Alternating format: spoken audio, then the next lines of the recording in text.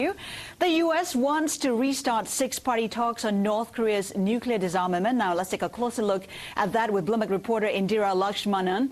Indira, what exactly is the U.S. doing about it?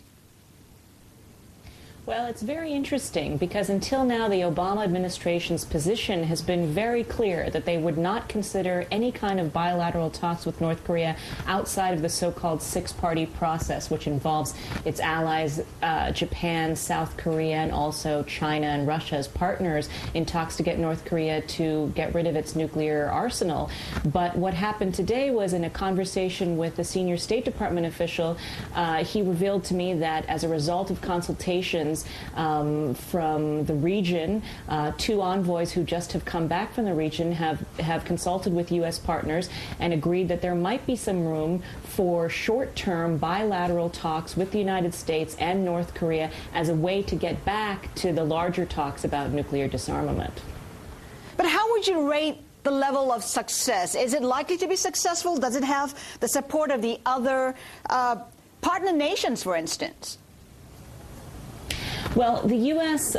State Department official who told me this was very clear in saying that the U.S. would not do any of this without the agreement of the other partners in the six-party talks. So clearly the envoys who went, Stephen Bosworth and Sung Kim, must have gotten some assurances from the Chinese, Russians, South Koreans, and Japanese that as long as this were a method for getting the North Koreans back to the table with all the other partners to talk about the nuclear issue, that it would be acceptable. I think at this point, the U.S. doesn't have a lot of choices left. North Korea has shown that it's willing to test more than a dozen missiles this year, as well as an additional nuclear test. They've threatened to the United Nations that they're nuclearizing more warheads. And so I think at this point, the U.S. needs to try to shake things up and do whatever it can to restart these stalled talks, which haven't happened since last year.